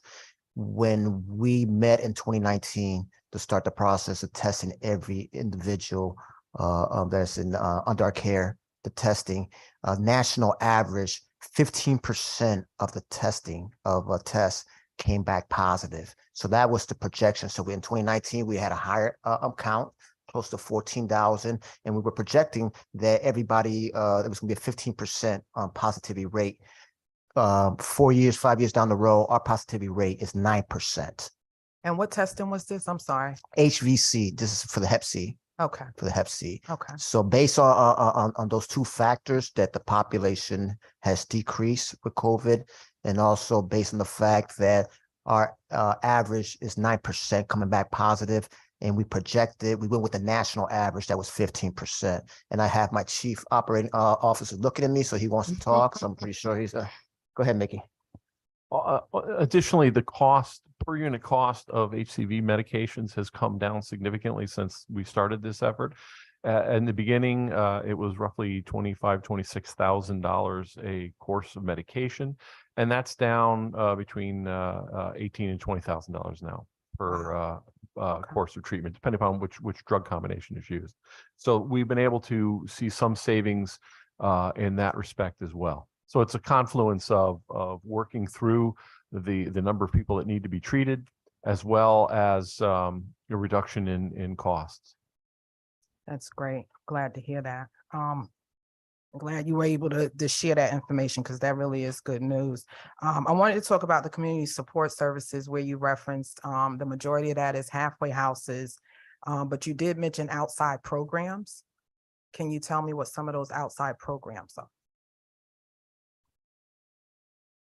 We also have addiction services centers that we have sent people to as well. So it's halfway houses and then recovery houses as well.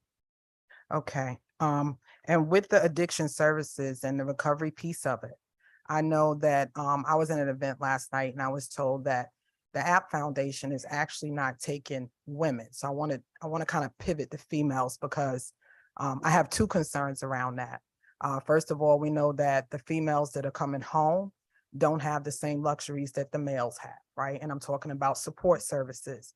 Many of the men have women in their lives that, you know, they can live with mom, wife, girlfriend, daughter, somebody supporting them. Females are coming home and they do not have that support. So the majority of them are being returned without those services in place. And I'm really concerned about the fact that I'm hearing the App Foundation is not taking them unless they're coming through CSSD. If they're not a part of that, then they're not receiving the rehabilitation services that they offer. Can you just speak to that and why that is? So you are correct when the service is out there, there are more services for the male population versus the female population. There, we do have some inpatient treatment for the female population, and I will have to look into the app because that's news to me. So I'm gonna follow up with Me my too. I was with my surprised. director from Parole and Community Services, and I will get back to you and tell you exactly how many beds we have for the females. Because I remember working on this budget that we did increase beds out into the programs for the females that were coming out of York. And can you tell me where those beds are? Because Get you all that information. yeah, because it's my understanding that there is a lack of halfway houses, right? That we really are not meeting the population that is returning home. Is that not true? I'm gonna say that I don't want to say that's not true, but what I'm telling you is that we don't have any waiting list for halfway house placements. So to include even in the female. Right. Well, I'm not population. saying that you have a wait list. I'm just saying that the concern I heard last night was that women are not receiving the supports they need, and we need halfway houses for women returning home. And then the needs of women coming home with reunification with their children and their families. There's a lot of issues that we can talk about offline. But I really was wanting to know around that surplus, how is that money being redirected, or what are you reapplying it to since you have that surplus? It's not going to be reapplied. That's going to be absorbed back into the general fund as a lapse. And there's a reason for that. And those were funds that are one-time surpluses. They aren't going to be recurring in future budgets, and therefore we can't use it to contract for services because their money won't be there next year for those services should we enter into contracts. Okay. Well, I think there's the concern on my end about the mental health supports that are in place, and not just for females, for the males as well. There are some tremendous concerns that were brought to my attention around the halfway houses for males, particularly in the New Haven area. So that is a conversation that I would like to have, because how much money are we allocating to halfway houses in the budget? I will tell you there's 1,134 beds available for the programs. I'm sorry, what was that? 1,134. Nikki will be looking for the numbers. Right now, we are projecting $47.9 million in our community support services line item. Wow. To be expended by the end of the year. Okay, I think what I would ask for the committee, if you wouldn't mind supplying us with, is a breakout of the halfway houses, how much they're receiving out of that budget each, and how it's being allocated. Definitely. We'll resend that document again. Thank you. I appreciate that. Thank you, Madam Chair. Thank you. Representative Nolan. Thank you again, Madam Chair. I'm just curious if you can send us a list of the services that are provided when people hit halfway houses, just so we can be updated on what's available. So when people ask us, we can share what is specifically available and any tools that are related. Absolutely. Thank you, sir. Thank you. Okay, Representative. It's for the second time, as Representative Nolan was for the second time. Thank you, Madam Chair. This will be really quick, just to piggyback off of that list that he requested. Can you tell me if mental health services is a part of that packaging? Yes. Thank We'll get you you. that information too. Thank you, Madam Chair. No problem. Representative Osborne. Thank you, Madam Chair. And I've actually been into York a number of times. I'm a former juvenile law attorney, and that involves representing parents, some of whom end up in jail. So I'm really interested in Representative Porter's questions around the halfway house and rehabilitative and supportive services provided to women coming out of York. I know one of the most difficult times in a juvenile case is for a mom who has been incarcerated trying to do what DCF requires of her to be reunited with her child and not to have her parental rights terminated. So of those 1,134 beds that you just mentioned for halfway houses, can you tell me how many of those are reserved for women? I don't have that number in front of me, but we will definitely get you that number. That will be Part- in that data? Yeah, part of the package, it will break down each program, each halfway house, if it's for male, it's for female, and what programs are provided within that program. Thank you. And follow up through you, Madam Chair. Of those 1,134 beds that are allocated to women, can you also provide within that data statistically the percentage of beds that are allocated to women as compared to the percentage of women coming out of jail versus men? or Yes. prison? I would really appreciate that. Thank you so very Thank much. you. Thank you, Madam Chair. Thank you. Are there any other comments or questions? Seeing none, Commissioner? Have a nice day. Oh, wait a minute. Oh, I'm sorry. I spoke too soon. Representative McCarty. Yes, I apologize, Madam Chair. This question was not asked. I noticed part of the deficiency was due to extra costs in energy, electricity, and just wondered if we could get the amount. What percentage of the deficiency was due to those unexpected rises in electric costs? I don't have the specific number with me today, but we can get that to you. We did see a significant rise in our electrical costs, specifically natural gas and oil and gasoline were also higher than anticipated. But we will get you that number, but I will leave you with one piece of information. Our electric bill for January of fiscal year 22 or calendar year 22 was slightly above $600,000. Our electric bill this past January was more than double that in cost. Utilization remained fairly stable. So we used roughly the same amount of kilowatt hours, but we ended up paying twice as much. The costs have been coming down.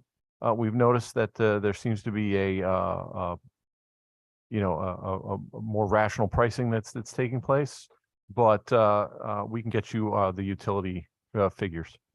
Can I also add, this is Commissioner Carroll, can I also add that come May 1st, we're going into 6 sites in the DOC and installing solar panel so that May 1st we'll have Osborne and Summers, Cheshire, and Manson Youth. Those are the 3 sites, and then there's other 3 more sites that we're going to go into, and we're looking to continue the partnership to continue to grow in areas where that we could put solar panels in order to reduce the cost. Okay. Thank you, Madam Chair. Thank you. Representative Porter. Thank you, Madam Chairs. What was the facility that was initially slated to be closed? That was my last question. Through you, Madam Chair. It was a larger facility, so that could have been Osborne. It could have been Carl Robinson. Okay, so it wasn't one It was specifically not one already. specific. When those are the most difficult decisions to make when you closure. When you look at Osborne as the oldest correctional facility and the most expensive to operate, but they do have a medical unit that is inpatient for level 3 offenders, and I don't have the capacity, the capability to do that. To put that burn into a maximum security, so those are the factors that I'm weighing out and so forth when I'm making these closures. Okay, thank you. Thank you, Madam Chair. Are there any other comments or questions from anybody for the second, third, or fourth time? Nobody. Thank you. Commissioner, please leave the seat. Have a great day. And anything that you're sending us, please send to Administrator Keen and she'll send it around. Thank you. Thank you. Up next is the Department of Administrative Services. Approach. Are they remote? No, approach as you will, gentlemen, ladies. Hey, Rep Osborne. Your name, please. Turn your name.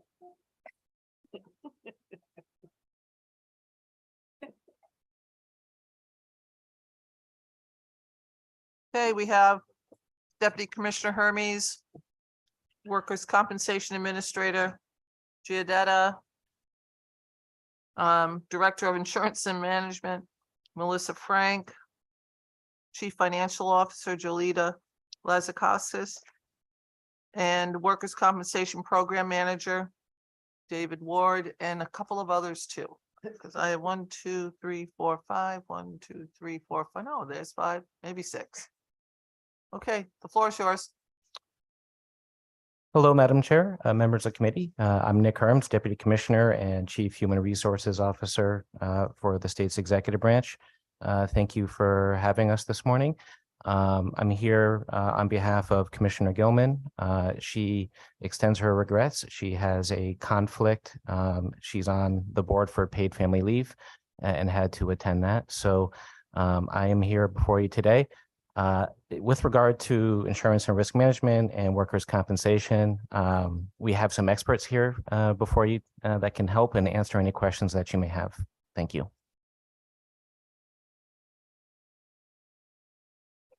Thank you. Are there any comments or questions for Mr. Hermes?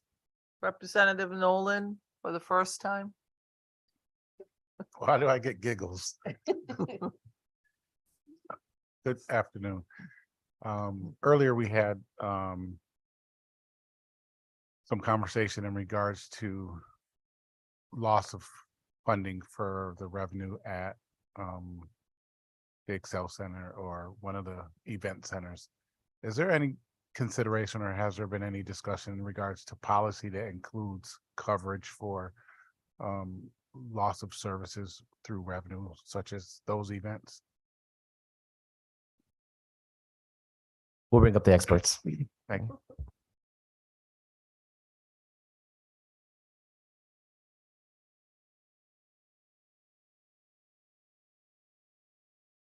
Good afternoon, Melissa Frank, Director of Insurance and Risk Management. So the short answer to your question that I have, and I will turn it over to Brian Tams, I'll let you introduce yourself, is that the state of Connecticut does not typically carry business interruption coverage for any of its operations unless it is required to by contract. That does create a great burden on the state's master property policy. Business interruption is usually coupled with a property policy. It's not standalone coverage. It is certainly advantageous in certain circumstances. Hi, good morning. My name is Brian Tams. I'm with Assured Partners. We are the agent of record for the state of Connecticut. With regards to your questions, Melissa answered them very well. As it relates to the questions that you had asked earlier, largely the impact I think that CRDA is experiencing are an outcome of the pandemic. That is a coverage that ahead of the pandemic, very few companies actually purchased. It was extremely rare and limited in its availability to be purchased. I can think Wimbledon is one example, one of very few examples I think that did have the foresight to purchase that. And it paid off, but it does become a cost benefit analysis to be able to foresee these events happening and then determining whether or not in order to finance that risk, it makes sense to self-insure it or to pay the cost of a premium. Now that the event has happened, there wouldn't be coverage in order to offset the loss of income since that. As it relates to business insurance, as Melissa had spoken about, there also need to be a series of criteria that's met for business interruption, even if the coverage is carried, for it to apply. And there needs to be direct physical damage. There needs to be some other criteria that would need to be met. There was almost no coverage available under any policy for impact from the pandemic under typical business insurance policies. Thank you for that answer. But it seems like now that we know that we've had several breakouts of the pandemic, that it would be advantageous for us to have that type of insurance, especially since we are funding them like we are funding them. So I would think that that would be something that we would think to start doing because of the amount of money that we are putting into our event venues, especially in Hartford. So I'd be interested in finding out what might be available out there, what it might cost the state of Connecticut, and how we go about doing that. If you could send us that information through the administrator, please. Sure, we'll be happy to look into the availability of that type of coverage. Thank you, Madam Chair. Thank you. Thank you again. Thank you. Are there any other comments or questions? Representative Walker? Thank you, Madam Chair. And thank you for coming before us. Can you just give us some ideas when you talk about, you said that you project in the insurance and risk management result of premium incomes increases and anticipated settlements of large claims. Can you give us some ideas of what you're talking about? Absolutely. So this year, the story is more due to the increase in resolved claims. So over last year, claims came in for bus-related claims, $1.3 million higher. And for highway liability, which is, highway defect, roadway defect claims, 1.7 million higher than last year. And those are really just a handful of cases. Those are challenging to budget for, even from an actuarial, projection standpoint. And we are in line, unfortunately, with where we thought we'd be based on the actuarial report we had run last year. Okay, so there was nothing, there wasn't an anomaly. There wasn't something unusual. Are these standard claims that you have been? There were three, largely, there are really three that are commentable. Large claims, like, one is 1.75 million, one was 1.5 million, another claim for 600K, two others that were in excess of 300K. So those are out of the norm of the claims that we usually see. So that's really the story. It's a claim story this year. You can't give us an example of what is it Some are, yeah, it's our claims committee, they're litigated matters. Okay, all right. Thank you, Madam Chair. Thank you. Are there any comments or questions? Yes. Representative Dillon, sorry about that. Go ahead. No, that's fine. Thank you very much, Madam Chair. A question to the Department of Administrative Services on the $4.4 million on claims. I wonder if and there's in the narrative, I see that some of these are new claims. Now, management of workers' comp over the years has gone back and forth between sometimes what used to be called Big Six departments and DAS. I'm particularly concerned about the nature of the injuries, and I'd like to know, for the edification of the legislators, what the locations were of these new claims and perhaps legacy claims, and what efforts your department has taken to prevent injuries there. Robert Jadita, HR Administrator, Workers' Compensation. Thank you for the question. What we've done is the DAS Workers' Comp team partners with the agencies and provides outreach on a variety of topics. We assist the agency in providing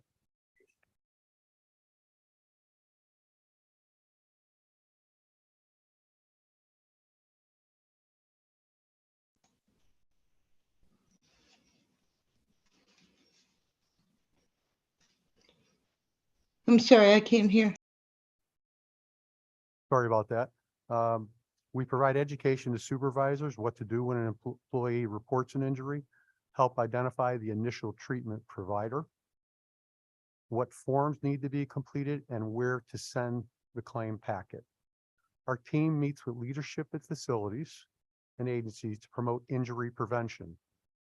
We do that through loss control initiatives such as providing bulletproof vests for CTU units, anti-fatigue mats, oversized handcuffs, mechanical lift system for patient movements or transfers, raincoats for law enforcement to ensure the appropriate level of reflective material that meet current safety standards. Ergonomic equipment, chairs, especially in DOC, I get that from the 3 locals quite often, they're requesting chairs. Vehicle barrier partitions for transporting clients and parole. We also visit facilities and encourage establishing agency safety committees in accordance with state mandate. We review relevant workers' comp data with facility leadership for the purpose of tracking and trending to determine root causes. Fourth, we encourage and assist agencies to begin light-duty programs suitable for employees with physical restriction. This year alone, we partnered with DOT and DMV with light-duty programs.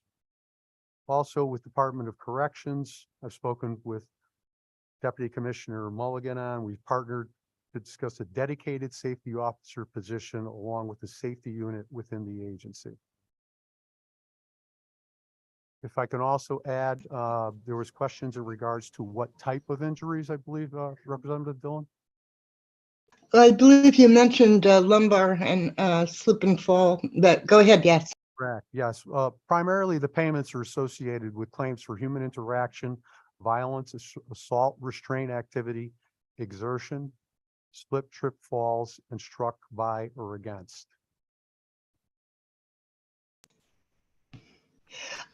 Madam Chair, I did ask a question about what steps, and I wonder if I could pursue that. Historically, for example, the COs or workers at Southbury did have problems with slipping and falling. Sometimes we found that part of the problem, which was preventable, was the quality of the floors we had, for example, so that it wasn't necessarily only the employees of the state, it was also perhaps decisions we had made. Have you looked at that? I'm concerned about the new claims and what new efforts you've taken. The new efforts would be in regards to the loss control initiatives. It would be also in response to training that is providing. It's very difficult in regards to assault, restraint, and that prevention. That goes back to the training that's provided for management of aggressive behavior. I don't know if Deputy Commissioner Mulligan can add to that.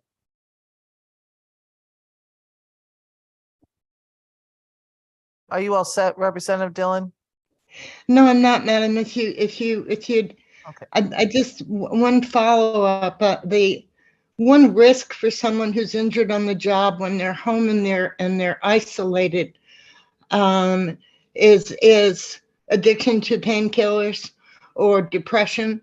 Does your department provide any assistance, which has long been done in the private sector? So I'm not introducing a new remedy, to provide social support for people who are dealing with injury and to look at the medications they're getting.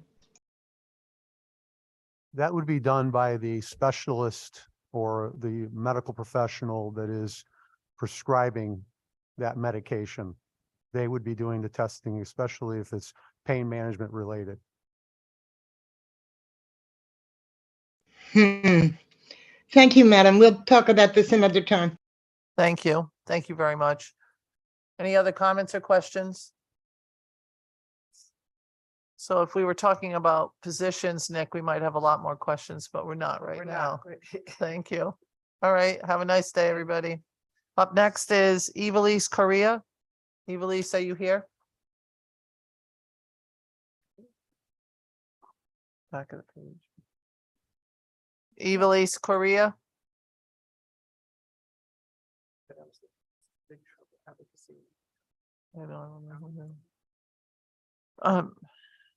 In person, Evilise, not here. Up next is Amanda LeCarry. Amanda LeCarry. Amanda LaCarrie.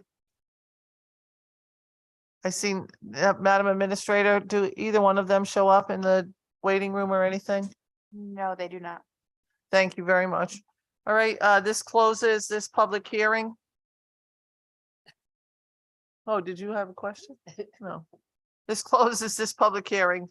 We are not voting on this. This is not something that we will be voting on today. Thank you all. Have a nice day. Thank you, Madam Chair. Have a good day. Thank you. Sunshine. Bye. Thank The recording has stopped.